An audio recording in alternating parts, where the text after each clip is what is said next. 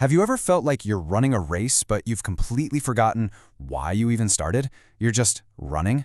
Well, today we're diving into a really powerful idea, this quiet, creeping conflict between our true, authentic purpose and that constant pressure we feel to perform. And really, at the heart of it all is this major internal tug-of-war. On one side, you've got your authentic purpose. That's your gut, your internal compass, your why. But on the other side, there's external performance. That's the hunt for applause, for likes, for approval. And this is the battleground where, let's be honest, it's so easy to get lost. And this brings us to the core concept for today, what our source material calls the hijacking of purpose. Just think about that phrase for a second. It's like a quiet takeover of your own life. It's this slow burn process where the need for that external validation, that pat on the back, starts to overpower your own genuine internal goals. And the first thing to go? The first casualty in this hijacking? It's your own authenticity. Okay, so how does something like this even happen? I mean, it's not like you wake up one day and decide to trade in your purpose. It's way more subtle than that. It's a gradual slide, a process that honestly often happens without us even realizing it. Our source actually breaks it down into this four-step downward spiral. It starts with prioritizing performance, which leads to functioning on autopilot. From there, we start seeking external confirmation, and it all ends with the biggest price you can pay, exchanging your very self. So let's unpack how this whole thing plays out. The first two steps are pretty much tied together.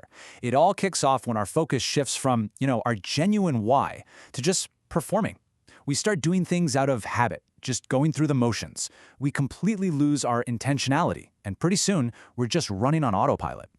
And once you're on autopilot, something really crucial and kind of dangerous happens. We stop looking inward for a sense of direction. Instead, we start looking outward. We begin searching for other people to tell us we're doing okay, to tell us we're on the right track. And this quote just nails that feeling of dependency, doesn't it? We get stuck waiting for someone else to tell us that we've arrived. It's like we're handing over the keys to our own life, just hoping someone else will tell us where to drive.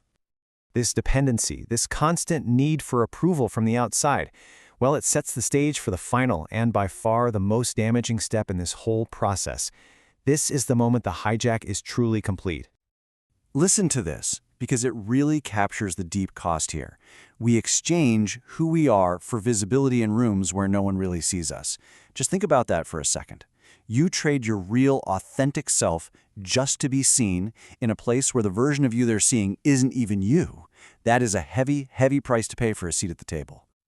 So, what is it that we actually lose in this transaction? What's the real cost of letting performance take over our purpose? Well, according to the source, the price we pay is our inner stability. This stability has a name: inner coherence. You know that feeling? That solid, grounded feeling you get when your actions and your deep down values are actually in sync? When you're just being yourself. That's it. It's the polar opposite of constantly trying to become some version of yourself you think other people will approve of. And this table just lays the whole thing out so clearly. Look at the difference. In a state of being, your sense of worth comes from the inside. Your foundation is authenticity. And the result is that inner coherence, that stability. But in a state of becoming, your worth is totally external. Your foundation is performance. And the result? Constant seeking and a whole lot of instability. Now, looking at all this, it can feel a little bleak, right? Is this just a one-way street? Once your purpose has been hijacked, is it just gone forever? Thankfully, the source suggests there is a way to take back the controls. And the answer is surprisingly simple. It's a single, powerful word: consciousness. Just being aware of what's actually happening inside you.